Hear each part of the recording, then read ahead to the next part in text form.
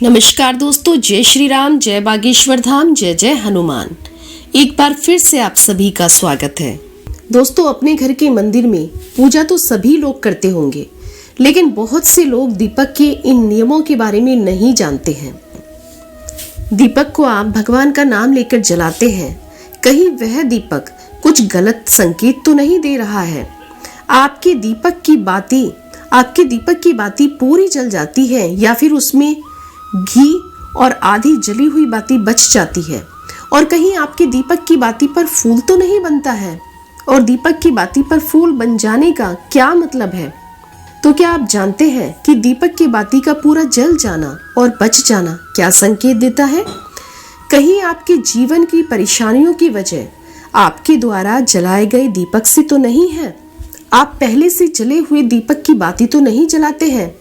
और दोस्तों, क्या आप भी बार बार एक ही दीपक में दो बाती तो नहीं जलाते हैं? अगर आप भी ये गलतियां करते हैं तो आपको यह जानकर हैरानी होगी कि आपने पूजा के मंदिर में दीपक जलाते समय अगर यह गलतियां कर दी तो इसके परिणाम आपको भुगतने ही होंगे। दीपक की बाती का पूरा जल जाना भी अलग अलग संकेत देता है, जो कि हमारे लिए जानना बेहद ही जरूरी है। तो इन्हीं सब बातों को जानने के लिए वीडियो में आखिर तक हमारे साथ बने रहिए। स्वागत है आप सभी का एक बार फिर से ज्योतिष ज्ञान चैनल पर।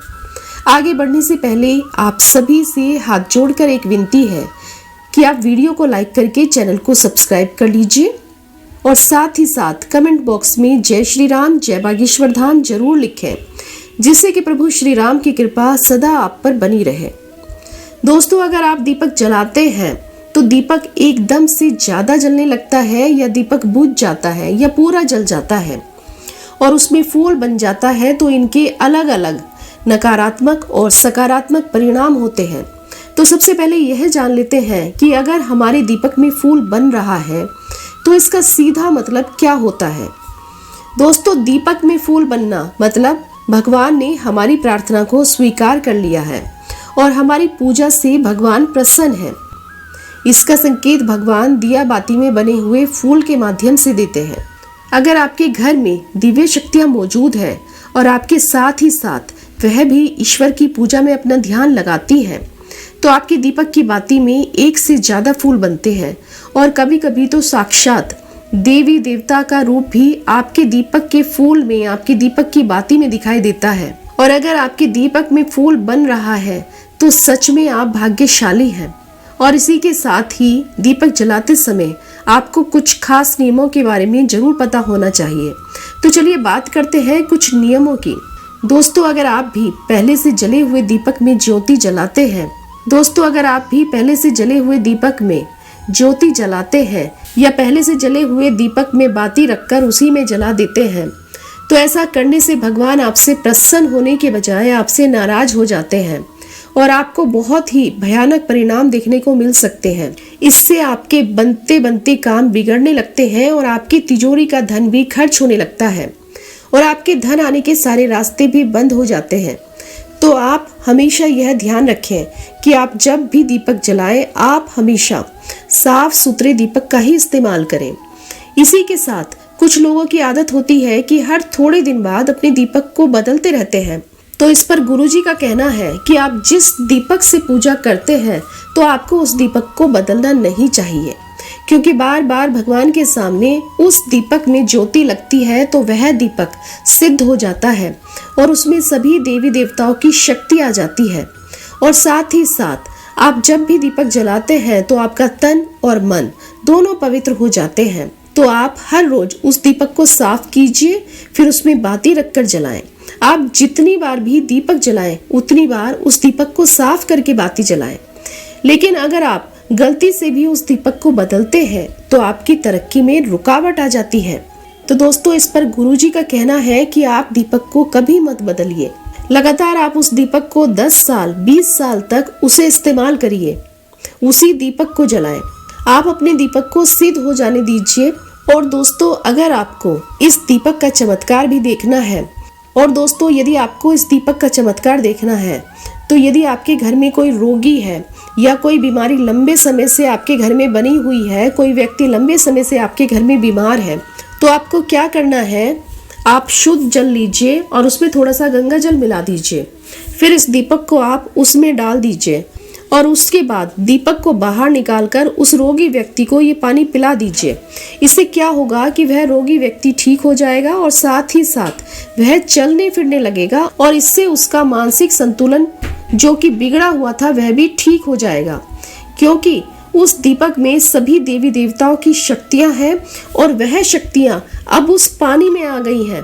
तो जैसे ही रोगी व्यक्ति वह पानी पिएगा तो वह तुरंत ही ठीक हो जाएगा।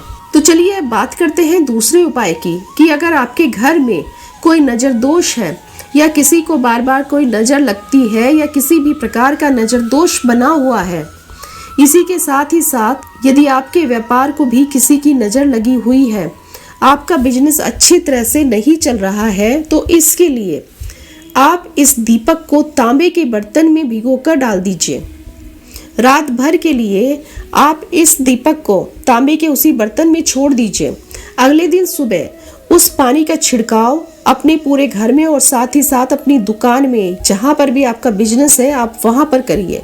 आपको इसके बहुत ही जल्द चमत्कारी परिणाम देखने को मिलेंगे। जब हम एक ही वस्तु का प्रयोग अपनी पूजा में करते हैं तो वह वस्तु शुद्ध हो जाती है और भगवान का आशीर्वाद उस वस्तु में समा जाता है। तो कभी भी अपने मंदिर के दीपक को बदलने की गलती ना करें। अगर आपके मंदिर का दीपक टूट जाता है या फिर खराब हो जाता है या किसी वजह से वह दीपक खंडित हो जाता है, तभी आप अपने दीपक को बदलें।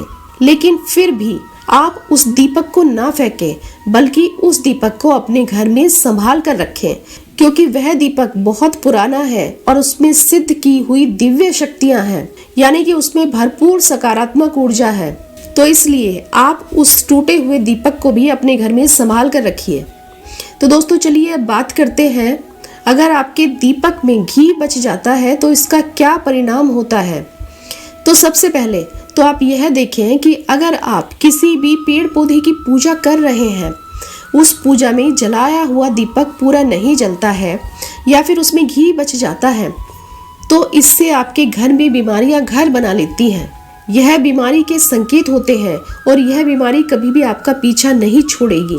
जब भी आप किसी भी पेड़ पौधे में या मंदिर के बाहर किसी भी जगह पूजा करते हैं तो यह ध्यान रखें कि आपकी बाती पूरी जले और उसमें घी ना बचे, क्योंकि यह आपकी सेहत से जुड़ा हुआ है और यह आपकी सेहत पर बहुत प्रभाव डालता है। और वहीं दोस्तों, अगर आपके घर के मंदिर में दीपक की बाती पूरी नहीं जलती है या पूजा करते समय आपका दीपक बार बार बुझ जाता है, तो यह आपके घर में नकारात्मक ऊर्जा दर्शाता है।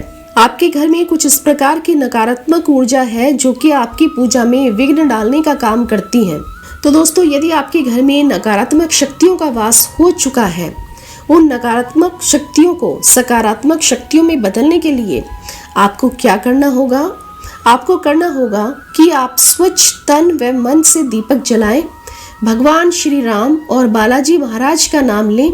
इससे आपके घर में सकारात्मक ऊर्जा बढ़ेगी और नकारात्मक ऊर्जा समाप्त होने लगेगी। क्योंकि दोस्तों, आपको तो पता ही होगा कि एक वातावरण में एक ही प्रकार की ऊर्जा रह सकती है, या तो सकारात्मक या फिर नकारात्मक ऊर्जा।